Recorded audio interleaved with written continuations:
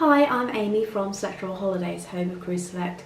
I hope you're enjoying the virtual cruise festival. We've been focusing quite a bit at the moment on luxury cruise in all its fabulous glory. We've had presentations which have introduced us to Azamara, Oceania, Silversea, Seabourn, as well as what I called breakout presentations that really focused on Regent Seven Seas Cruises and Hebridean Island Cruises.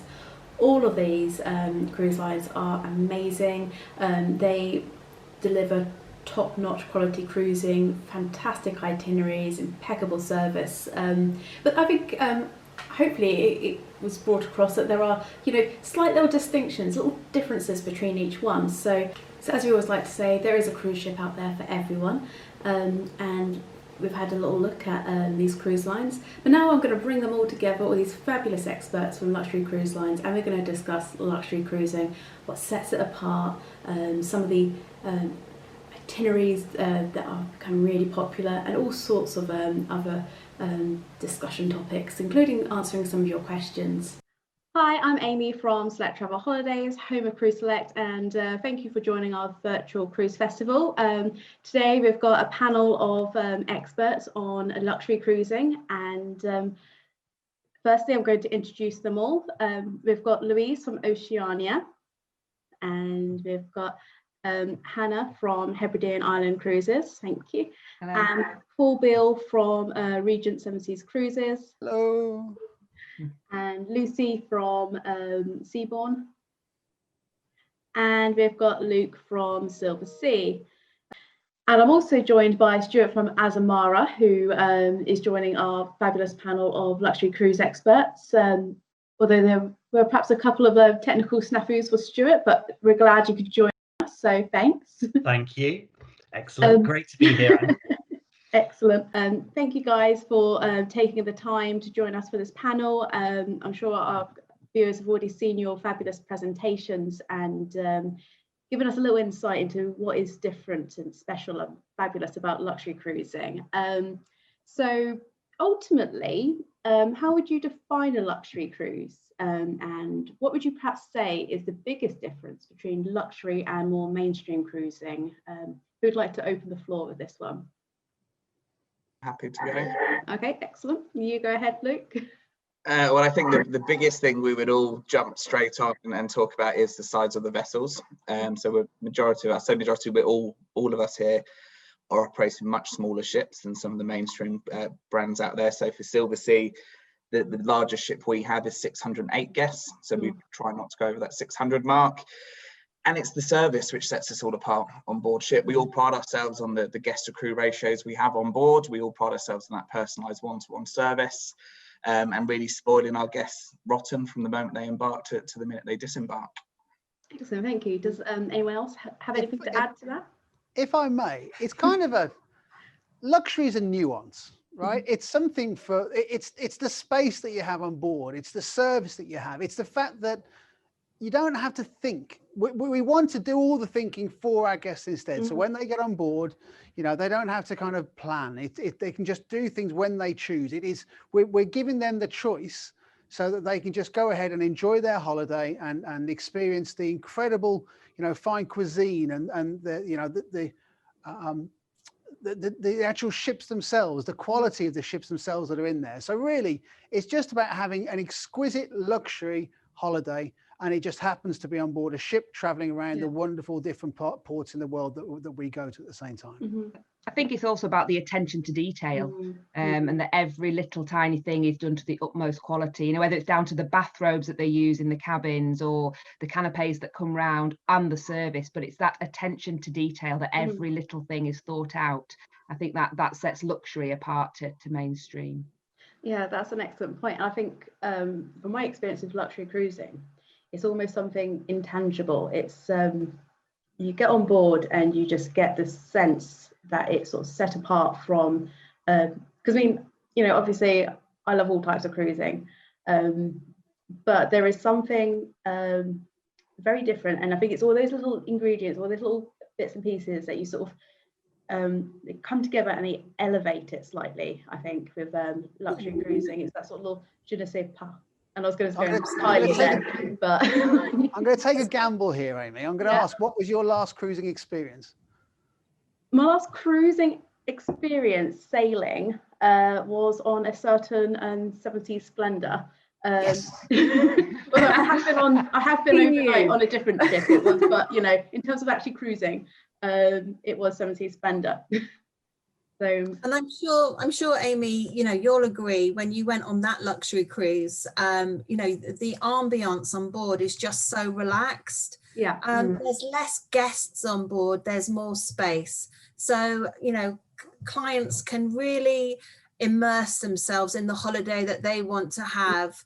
There's no lines, there's no queues, there's not thousands of people getting on and off the ship. And, you know, we're going to be able to take you to more unique destinations, because all of our ships can get into ports that the other large ships can't get into. Yeah. And we're going to offer you longer time in the ports, and we're going to offer you overnight stays. And it's that you know, guests are wanting, you know, our discerning travelers really want to have that type of experience. And Yeah, absolutely. I think to add to what everyone said as well, obviously the service and the space are main things that set apart a luxury cruise, but I think it's all about exclusivity. Lou was saying about the destinations and the places that we're able to take our guests, but also the experiences that you have with a luxury cruise line in comparison to a mainstream cruise line in those destinations is different, and it's a much more exclusive experience that they're getting. Yeah, because often you have more now than ever, really. If you're thinking about the space and the environment where we're in right now, you know, we're going to see guests, and we are seeing guests that are moving up from traveling with thousands of people, maybe twice a year, to traveling with hundreds of people, maybe the once a year if necessary instead, because space is all important. It always has been, but even now more so in the times where we are, space is incredibly important. We're seeing for our guest choices. Or of course, only 50 people on Hebridean Princess. Yeah, of course. Yeah, I think you're one of our smallest ships in this whole virtual cruise festival. Absolutely. You know, I think that's, I say, like you say, this time so important. People talk about safety of cruising. You know, you can go to a hotel a lot bigger than our ship and of your ships as well. You know, in terms of space, there is no issues with social distancing and things like that on Hebridean Princess, because we do have the space with so few guests to be able to do it safely. To me, luxury is all about being on a smaller ship. So you will find when you look at the luxury lines, generally speaking, all the luxury lines offer smaller ships. And, you know, that to me is the absolute difference between a mainstream line and a luxury line, because the smaller ship, or the smaller the ship, I'm sure you can imagine, means first and foremost you get to different destinations like we do at Azamara, you get to smaller destinations like we do at Azamara, and most importantly you get personalization. So all the cruise lines of the luxury element, or the boutique cruising element, really can personalize your cruise, personalize your voyage, because of course there's less people on board. So, you know, for example, I take Azamara, obviously, because I look after Azamara, but I take Azamara, we stay longer in port and have more overnights in port than any other cruise line. And we're able to do that because we're smaller. So that to me is what I would call luxury. Excellent, thank you. Okay, so I think we've really sort of looked at some of the differences between luxury and more mainstream cruising. And for somebody who has perhaps cruised before but never on a luxury cruise, what advice would you give if they were unsure whether or not they should take a luxury cruise? I mean, you've sort of alluded to that, Paul, in that people are starting to make that shift upwards. So what advice would you, you know, if they're sort of wavering, if they're not sure, what would you? First of all, I would say talk to a good travel agent, just to make sure you get good, impartial advice, and they will hopefully enhance your holiday choices, so that if you plan to go on ship A, they may say, actually, whilst you know that one, you want to go on ship B, because for all these reasons, whether it be space, size, you know, back to all the reasons we just spoke about previously as well. So once you've been recommended that particular ship or cruise line as a whole, then the destination, geographical destinations where it's traveling to, pretty much people think where they want to travel first, and then which is the appropriate line that travels to that area. Is, I think, how the logic normally happens in a luxury cruiser. But I think I would also put up there now, back to what we spoke about a moment ago, is really down to the safety and the space on board to make sure they can now travel. You know, when it comes to sailing in 2021, 22, even 2023, some of us have itineraries on sale for now as well. So really, that's what they'll be looking for in trying to plan their next holiday, their next vacation when they travel away. Excellent, thank you. Anyone else have anything to add to that? Although, you know, Paul, that was a brilliant answer, particularly about, you know, going to travel agents. I think when looking at a luxury cruise, if people are kind of teetering on the edge, it's about looking at the value that you get on a luxury cruise as well. Most of us have all-inclusive offerings, or we are all-inclusive all the time anyway. So the experience that you get as part of that, and not having anything to worry about once you're on board, and that's private club-like atmosphere that you get when you're on our ships, makes a huge difference. But I think it's probably important to think about the experience that you want to have in those destinations. So in the Med, for example, Seabourn, we're able to offer visits in lots of places that some of the bigger ships just aren't able to go to, especially in the Eastern Med and Greece and Turkey, we're seeing it popular for next year. But in places like Alaska, the experience that we can offer with kayaks, with the Ventures by Seabourn experience, is very different to what you're able to get on a mainstream cruise line. And that's what makes it a bit different. And if guests want to have that kind of experience, then a luxury cruise is for them. Excellent. And I also think that you have to define luxury, because what luxury means to one person is not the same as another. So, you know, you could ask a guest, well, you know, what is luxury to you? And they may say, well, I like to dress up in formal wear and wear a tuxedo and a ball gown. And that to me would be the most luxurious thing. And other people may say, well, you know, I just want an intimate table for two, and I don't want to have to dine with other guests. And I'm happy to wear a nice sports jacket, and my wife doesn't really want to pack a ball gown. So I think it's about really qualifying what luxury means to the actual guest, and then putting them on the right ship. Because as we all know, there's a ship for everyone. And every advert you're going to see in the newspapers will say luxury cruise, and it could be a luxury cruise with 6,000 other people. Yeah, I mean, obviously on Hebridean Princess, there's no, you know, spas or salons or anything like that, which may, as you said, be might be a luxury to some people, but it's luxurious in more of a traditional way, and very different to some of the more glitzy luxury, which I would say on other ships. And it's just like you say, personal preference and the right ship for the right person. I mean, I think that's the excellent thing about getting you guys all together, is you're all luxury, but in very different ways. You each have something really unique to offer. And so that's why we've got you all on board with, oh my God, excuse the pun, to discuss luxury cruising and actually give people an idea that there isn't just one type of luxury. I mean, you could argue just going on any form of holiday is a luxury, you know, any cruise, even if it's, you know, of a different standard, is a luxury. But, you know, what we're talking about is that particular sort of niche of cruising that is very sort of specialized, and that's something that you all offer in your own way. So what is it that people are after on holiday? Is it that they're after to relax and sunbathe all day? Are they after, you know, going to destination and finding out more about the cuisine? Are they after going to a destination and finding out about, you know, doing adrenaline sports? And you know, for all these different reasons, we can all, luxury can benefit.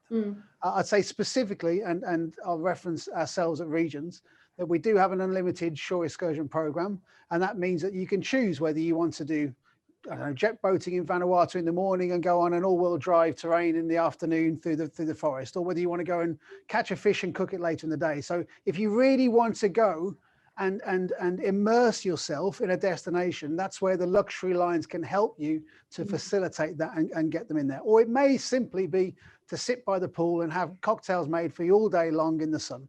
And between us, we can certainly provide, you know, all of those different nuances that we have as well. Absolutely. And another good question, actually. And actually, that's an easy one. Being an ex-travel agent myself, I would 100% say speak to your travel advisor, speak to your cruise specialist, obviously speak to you, Amy. You're very knowledgeable in cruise.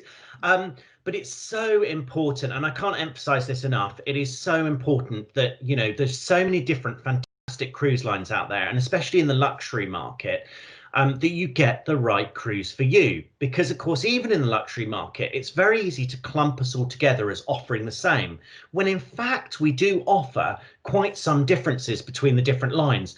And the art of booking for a travel agent is your travel agent or your cruise advisor, whoever it may be, obviously Amy at Cruise Select, will know the differences between the different lines, and they will be able to advise you what you're looking for out of a holiday compared to what cruise line fits your needs. And that's why we at Azamara, we have some great repeat guests. They come back to us time and time again. That the Azamara brand resonates with them, just like our sister cruise line at Silversea and so on, all the other luxury lines. So I know I've spoken a lot there, but basically speak to your travel advisor, because they know which line to recommend for you. Excellent, thank you. And I think we've noted that even though a panel of luxury cruise lines, there is still those little nuanced differences, which but we can all celebrate in one voice the joy of luxury cruising, which is part of the joy of this particular panel, I think. We have a lot of solo travelers, a lot of solo clients, and Liz would like to know more about activities for solo passengers on board. So before I start this, as there's quite a few on the panel, could you perhaps raise your hand if you have cabins exclusively for solo travellers on your ships? Hebridean? And Azamara. If you, on the other hand, sometimes have special solo offers where you sort of, yeah, excellent. So solo travellers can be catered for on board your ships. So could you just give them an idea of what they could expect as a solo traveller on board? Let's start with you, Hannah. You've got a... yeah, I mean, as you know, Hebridean is very marketed for the solo traveller. Out of the 30 cabins that we have on board, 10 are for the singles. It's a big chunk of our market, and those single cabins have all the same facilities and the same standard as all the others, but obviously they're just for single guests, and so there's no single supplements. And then apart from that, obviously with such a small number, only 50 people, and 10 of which are always guaranteed to be single passengers, and sometimes even more than that, they're very well looked after. You know, for dinner they sit on large hosted tables with either one of the captains or one of the chief officers, and obviously it's just to do with the sheer number of in the total number of people on board the ship, how many of them are single guests, so they never felt isolated or alone. And I think with it being such a small ship, that's the case as well. Or Azamara certainly does, should I say. So we have some great, firstly, starting with the rates, we have some great rates, pricing basically for our solo passengers. We have some reduced rates of down to 25% single supplement. So that's very, very good, as I'm sure you're aware in the cruise industry. So not only do we have that 25% single supplement across a whole selection of voyages throughout 2021, 2022 and into 23 now, crazy I know, but we certainly do.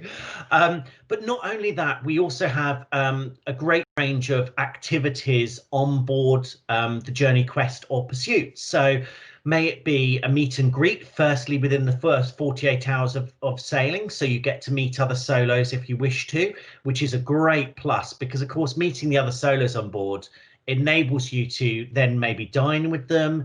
And to that dining perspective, we also always do invite our solos by our crew members to dine.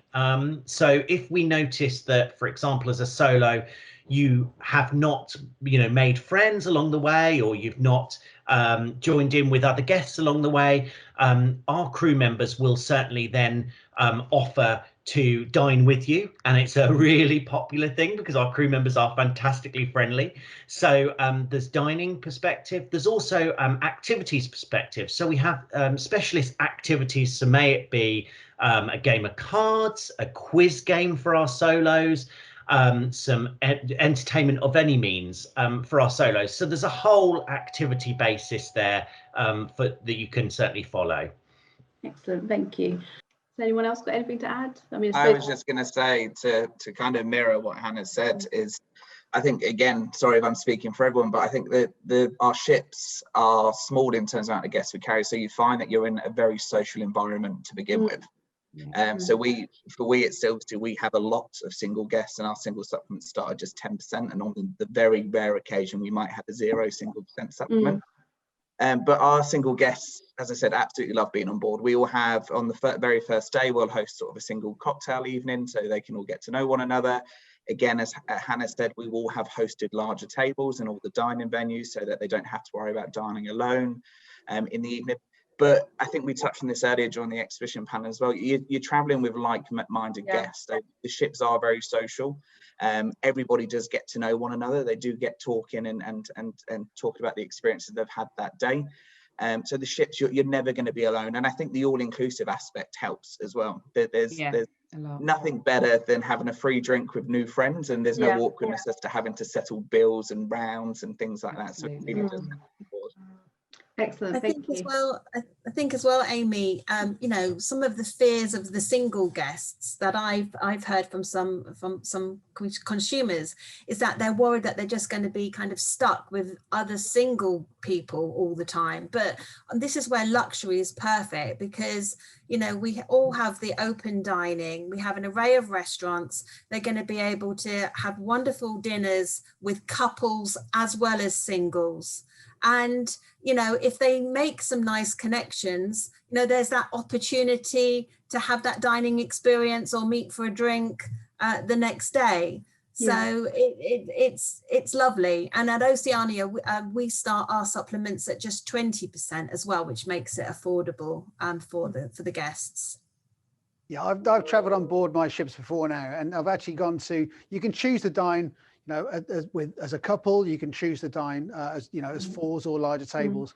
But I often travel by myself, and I'll walk into a restaurant, and you can choose to dine with a share table as well. And we've met some incredibly interesting people from diverse backgrounds and skill sets. And I'm thinking of one particular dinner in Pacific Rim, which is our Pan-Asian restaurant. I met an Australian couple, and we ended up having an absolute ball with these, and went back and sat in their cabin, in their suite, and drank a bottle of scotch in there with them, and stayed in contact with them afterwards as well. It's just, you meet an incredibly diverse set of people, which often people will continue to be friends with for a long while afterwards. But we do have one other very unusual thing on there. We have something called a block party, which you may never have heard of before. And this is where at the beginning of a cruise, I don't know if you've experienced, did you ever experience this, Amy, at all? Yeah, we did. Okay, so it's where at the beginning of a cruise, the captain, the general manager, and the maitre d' and the cruise director, will literally run around. Everybody goes outside their suite with a glass, and they'll get topped up by their stewards or their butlers with a glass of champagne, and you get to meet the people in the suites either side of you. And you can often stand there. You'll get to meet the captain in person, shake his hand as it is, you know, to get to know them. But you'll more importantly, as it will be, you'll more importantly get to know the people in the suites next door. So what that does is it makes a really convivial atmosphere. So when you see people at the bar, you'll get to know that you can go, so you haven't got that awkward moment. And I think that particularly works well for the solo passengers, so that they can go on and walk into a lounge and feel at home already with the people that are there. Yeah, and I think also, well, we do lots of events and things for solo travelers on board. But so on our ships, because it is all inclusive and you don't have to worry about picking up the tab, that makes for a much less awkward situation. If people are standing there having a drink together, there's none of this who's going to pick up the tab, which is that private club-like atmosphere that we were talking about, which means that it is a lot more natural when people start talking to each other and want to build friendships and relationships with people on board. Yeah, especially after a few. You know, it sort of eases them in. Okay, you don't need a drink, Amy, to start talking to people. Actually, funny enough, I'm actually such an introvert. So, I mean, most of you have brilliant spa and sauna facilities on board. So this is another client question. We are entering the realm of the client questions, and I think I should probably explain, a lot of what's been quite prominent in their minds has obviously been COVID. Now, obviously, I know Clear's come up with sort of a whole sort of regimen of different protocols that it's going to be standardised. There'll be things in place. Hygiene and sanitation on board ships is all, you know, brilliant anyway. It's just probably adding a little bit more to that. But obviously, my clients do want to know how or if any COVID protocols will impact on the quality of their cruise. And obviously that's a balance that you guys will be sort of really carefully looking at.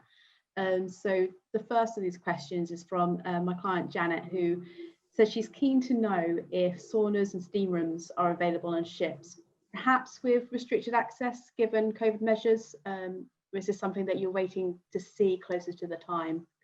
It's a changeable feast, this COVID beast, as we've found. I think it's a bit too soon to tell how we'll manage things like saunas and steam rooms. At the moment, the priority is returning to service, and only returning to service when it's safe to do so. So I'm not sure if people are aware, but being part of the Royal Caribbean Group, we've actually partnered up with Norwegian Cruise Line Holdings, so the same corporation as Paul and Louise. So we're all working collaboratively together to try and to ensure that we do have a safe return to service. And as I said, we will only come back to service when it is safe to do so. I think there will be some changes to the onboard offering. And like you said, it is weighing up that, keeping that true sort of experience we all like to have, and keeping our guests safe. I think the biggest difference people will see will probably be the load factors. We probably won't be filling our ships like we did before. And being that we all have been boasted about the space on board our ships already, you can only imagine what that's going to do when we're not filling the ships. We're going to have even more space and even more comfort for our guests. And for us at Silversea, I'm not sure about the other cruise lines. I'm assuming it'll all work the same way, considering we're all working together. We won't compromise on the number of staff on board. So if anything, I think the service levels will go up, because we'll have the same amount of crew looking after fewer guests when they actually get on board. Excellent, thank you. And Amy, you know, before we go back into the water, there'll be sea trials. So, you know, we're going to make sure that all the protocols, procedures, anything health related will be absolutely 100% correct, and before we get any consumers back on board. But yeah, every single detail will be taken care of. And you know, all the cruise lines will have websites. We've got oceaniacruises.com/health, and we're just constantly updating it as and when we get the information. So I would definitely just say to the guests, you know, keep looking on the Clear websites, look on the cruise line websites. All of us are going to have our procedures on, as and when on the updated sites. Yeah, further to what Luke said, we've worked in collaboration as an industry as a whole, and it's brilliant actually to see all of the cruise lines coming together for this important time, purely to facilitate getting back to the water with both the safety of the guests and the crew in mind as well. And I think we've got the Healthy Sail panel, which has an industry of experts, leading experts in their areas from the CDC, from other areas as well, certainly have been working at length in order to make 74 specific recommendations on how we can return. So the devil will be in the detail in there. And again, now we've seen just recently on Friday, there's been a roadmap launched by the CDC. And certainly we're now looking at that, examining that as to see how and when we can return as soon as possible, really. At the end of the day, we are a cruise line, or we are cruise lines together. And if we're not cruising, then we need to be. That's what we do intrinsically. That's what we do. So we want to get back to the water. We want to make sure. So to your guest question, specifically with the saunas and the spas, I don't know. Most of us have incredible facilities like that on board, and we're hoping that they will be as normal in order to make sure we can carry on sailing. Yeah, thank you. Sorry. Because obviously we don't have, saunas and steam rooms, so that question in itself. But in terms of the, we've been accredited by Visit Scotland with Good to Go certification, which just is an accreditation. We've been fully risk assessed for COVID at the moment, and we've been given a green light to go ahead on what we've put in place. But as we're not planned to cruise now until next March, things may change. So as they've said, we've got frequently asked questions on our website with all the details of what we're doing at the moment. And obviously, as the months goes on, then hopefully restrictions will ease, if anything. But if not, then we shall just move with the times and keep updating that.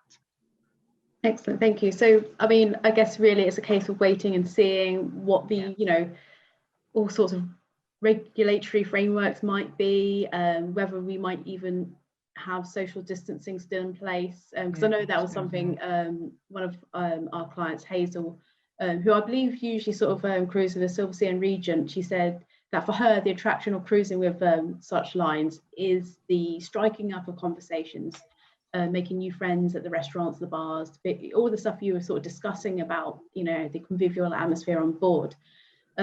She's worried that it won't be as easy due to social distancing, but we don't, by the time there is that resumption, we might, these, strict social distancing measures might not even be necessary to be in place. And Amy, we like to call it physical distance. Rather than social distancing. We're still going to keep all the social aspects of our ships, but we'll just keep our guests that little bit further apart whilst they're doing so. We should have had Hazel on board the panel, actually. She pretty much summed up luxury cruising right there as well. Yeah. So I guess we're hopeful that it won't be such an impact. And I know previously, because Luke, you're on our expedition panel as well, we were talking about how adaptable we as a society have all become. We're all used to these new measures in our daily lives anyway. So, and I think there's been feedback from some cruise lines that have resumed or some touring, whereby people have been so happy just to sort of get back to travel, because I think it's something that's become such a big part of our lives, and something we're all very much missing this year, I think. So I think we've answered between us all, including myself, generally our clients' questions. So and yeah, so perhaps moving on a little bit from and looking perhaps a bit ahead, be a bit more hopeful, because 2020 should have been a really exciting year for luxury cruising, particularly I know well, Regent, you had Splendor, which we were teased with earlier at the year, and you've had Silversea, Origin, and Silver Moon as well, haven't you? Just delivered, Luke. Yeah, Silver Moon was delivered last week, so she's now waiting for our guest to embark. And obviously, Lord of the Glens, Hannah, you've that was a bit of a shock announcement. Yeah, it's exciting to have another ship in our fleet. So we're looking forward to moving forward with that over the next few years. But the first ever Lord of the Glens brochure is just about to be released. Oh well, we're excited about that. Watch out for that. Yeah. But not just new ships. We've also got, you guys are sort of now launching itineraries for 2022 onwards. So there's a lot, I think, that we can look forward to, and our clients can look forward to. So this might be a bit tricky, because I know obviously you've all got a lot of things to look. So is there something you'd like to share that you're particularly excited about when your respective cruise lines start sailing again? That clients can experience for themselves, like what destinations perhaps are perhaps new, or that you think our clients are going to really want to get on, basically? Well, can I go first? Because today we've literally launched our 2022 summer itineraries. So everything's up on our website. And it's just so exciting, because we're going to have more ex-UK sailings than we've ever had before. So something that little bit closer to home. We're going to be sailing out of Southampton and Portsmouth, We've even got an Edinburgh round trip as well, which is a maiden voyage for us. And I think, again, with all of the cruise lines, we've got so many fantastic things in place to reassure guests at the moment. So, you know, Oceania's got fully refundable deposits. We've got a travel assurance program, which means that they can literally book now and they can cancel up to 15 days prior for any reason and get a future cruise credit. So guests, and we've got half price deposits. So, you know, why not book something for further out and have something to look forward to? And you don't, you know, there's no worry around that with all these programs in place. So I think it's just a fantastic time to actually book. People are at home, you've got the time to really study the itineraries and just have something to look forward to. Yeah, so I think that's completely true, Louise. We all need something to look forward to now more than ever. And with the flexibility of bookings, you have that, I guess, security that you can have something to look forward to anticipate, but you can have less of a worry. You can do so safely and confidently. So any new destinations that anyone's particularly excited about, although I guess some of you are just excited about your new ships in general, or just returning, you know, welcoming people back on board. I mean, if I could just add to that as well, back to the point of launches, the green shoots that are out there now for the luxury cruise market as a whole. And we launched our 2022-2023 season last week, and it had record-breaking sales numbers. We've never had days like it before globally, with people were just booking incredibly far out, incredibly high value. And even the month before that, back into September, we launched our World Cruise product for 2023. And that sold out. And to my knowledge, it's the only time any cruise line has ever done this. It's sold out in its entirety within a few days without any segments. So normally we take the full world cruise, 140 plus days, and then you break it down into 20 or 30 day segments. But we're not.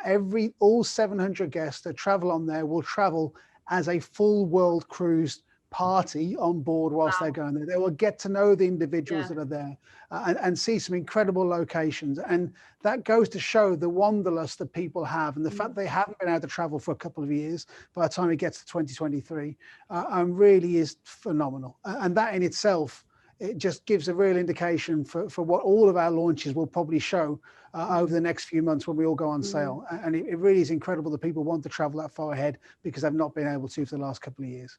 Well, there'll be definitely that hunger for it. You know, I think it's been probably building up. You know, the longer we've been stuck in our own homes, and we've got time, you know, lost time to make up for. So yeah. Any other? I was just going to say, you asked about destinations. Now, there's no particular destinations I can foresee. I think at the moment we're all seeing the close to home voyages, so the Northern Europe and the Mediterranean are all selling well, but I don't think that'll be forever. People will start traveling further afield again. But for us, it's going to be an exciting few years at Silversea. We've still got huge growth plans. So in December, the 1st of December, we launch our summer 22 and winter 22-23 program. I can't say too much, but watch this space. There's going to be a big change to our offering. And we've also got another 3 ships to come yet. So we've launched 2 new ships this year, but you'll see another ship every year for the next 3 years after this. So lots of growth and lots of new product. I think to add to what Luke said as well, we're seeing, whilst obviously lots of people are looking at the Europe itineraries and the closer to home itineraries, there's also the other guests that really want to book all of their bucket list holidays now, because we haven't been able to do those things. So we're really excited that we've got the Seabourn venture coming at the end of next year, a little bit later than originally planned. But her inaugural voyage is going to be on the 11th of December from Greenwich and doing the Arctic and Northern Lights before then doing a season in the Arctic. But will be our first expedition luxury ship in the fleet. So we're really excited for her to be joining the rest of the Seabourn fleet next year.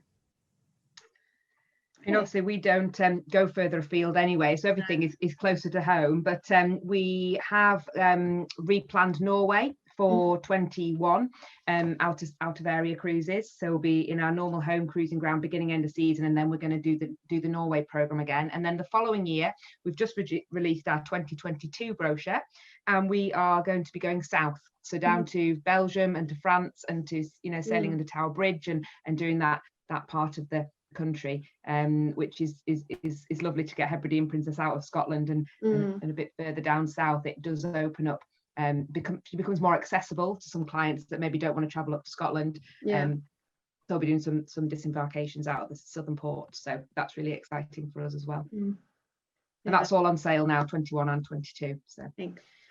I mean, I guess just having people back on board is probably like the most exciting thing of all, really. Absolutely. I think we just all want to get going again. Any of your new itineraries. Although I seem to have noticed, I think there does seem to be more along, say, I've noticed interest from our clients in places like the Black Sea.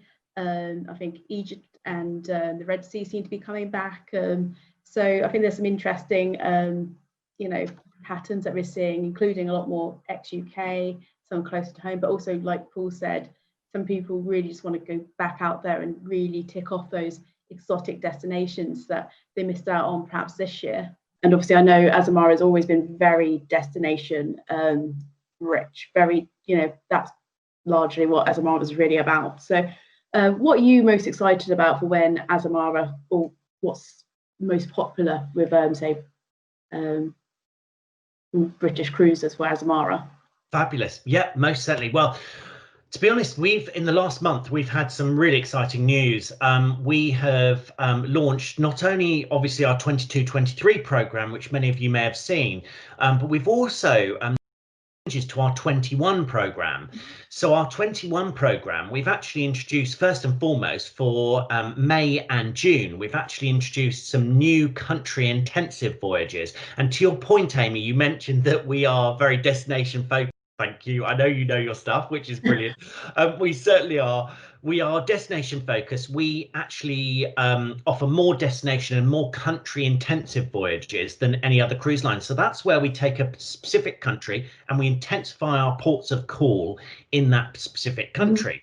And I've mentioned there 21, we've had some changes. So what we've actually done is the beginning of the year, May and June, we've introduced some 7 and 6 night Greek intensive voyages. So they're taking in all of the islands of Greece, obviously the favorites, Patmos, Rhodes, Santorini, Mykonos, all those islands in those 7 and 6 night durations. Not only that, we had more exciting news back end of the year into November, December. We launched some Caribbean itineraries, which we didn't have. So we've now got some Caribbean itineraries, and even Christmas and New Year, which is coming round soon here. But for next year, so 21 into 22, we've now got the holiday Christmas Caribbean sailing, which takes in all of the smaller islands of the Caribbean from Miami back to Miami, Ile de San, Bastia, all of those beautiful islands, even taking in Key West as well. So some great news there. And then last but not least, as I've already mentioned, because I'm too excited about it, is the 2022-23 program. And if you're looking for South America, that one certainly ticks your box, because we have got more South America than ever before. In fact, we've got a full 69 nights circumnavigation of South America. So not only can you book the 14 night sectors, just seeing quite a bit of South America, you can actually circumnavigate the whole of South America with us in 22 for 69 nights. So my goodness, we've certainly got more destination than ever before. Excellent, thank you. And finally, on a personal level, what do you love most about a luxury cruise? And do you have a favourite experience that you'd like to share with us? So in a way, what do you really miss most given the current pause? Oh, absolutely. Oh, crikey, this is really getting me to miss the voyages now, isn't it? But yeah, I mean, the number one thing I would say is I actually miss our crew members. When I'm on holiday on board Azamara, our crew members absolutely go above and beyond to make sure you're relaxed, you're in a home from home, and you're seeing the destination. So number one, I would have to say our fantastic crew members and our homely feel on board Azamara, which really does bring in that luxury effect. Number two would be the destinations themselves. I mean, we travel to so many beautiful destinations. So those destinations, I mean, last year I was lucky enough to do our Spanish intensive voyage, and that's something we're offering for 21 and 22. And actually that Spanish intensive voyage, what it does is it sails right up the heart of the river into Seville, in the heart of Seville. Wow. And I know, it's fantastic. And we stay there overnight, 2 nights in the heart of Seville, Wow. seeing the city to its best. That's what I miss. Yeah. It's making me sad now. But the good news is we will be back for 21. And of course, we will be back for 22. And actually, if there's anyone listening today that have already booked your 21 and 22 into 23, thank you, because bookings are absolutely flying for 21, 22 and 23. We all need something to look forward to. Exactly. I think that's what people need now. And it's always been something that I think travel is become such a big part of our lives. And I think I've said in I think a different panel about how it's like travel connects us to the world and to other people more than ever before. And this year we've really missed out on those sort of connections, and I think there's that human need, which really is sort of I guess yearning to sort of go back out there and get back on board a ship and see different countries and try different cuisines, learn about different cultures, interact with other people, whether it's like the fabulous crew members, fellow guests, or like local communities. And I think there is definitely like a hunger to get back out there. And absolutely. And also I think with a lot of cruise lines, you've got your cruise of confidence sort of policy. So there's a flexibility there that people can book something to look forward to, but feel that their money's going to be safe, that there is flexibility that should circumstances arise, they can still, change the date to when they can feel safer, or, what have you. So absolutely. Yeah, or even just have a full voucher to use at another time. Yeah, exactly. So, when they're ready to rebook. Yeah. There's lots of that, exactly what it says it is. There's lots of that confidence from a messaging perspective to be able to give you the flexibility. So yeah, I completely agree. Yeah. Okay, well, thank you so much, all of you, for all of your time and your wisdom and sharing your passion and love of luxury cruising. It's obviously such a privilege to go on a luxury cruise and experience that unique, we discussed earlier, that sort of subtle difference that elevates it, and which I know a lot of our clients love. So thank you for your time and also your beautiful, wonderful presentations. And I'm sure our clients have loved it as part of the Virtual Cruise Festival. So again, thanks for your time today. So thanks, Amy. Yeah, You're welcome. Bye. Thank you. Bye. Bye. Well, I hope you enjoyed that panel discussion as much as I did. It's always fabulous speaking to our luxury cruise line partners. I hope it gave you a bit more of an insight into luxury cruise, and if this is something that you would like to find out more about or book a luxury cruise with any of these fabulous cruise lines, then give us a call on 01234 326 758 or email us sales@cruiseselect.co.uk, and we'll be more than happy to help find the right luxury cruise for you. So take care, and I hope you enjoy the rest of the Virtual Cruise Festival.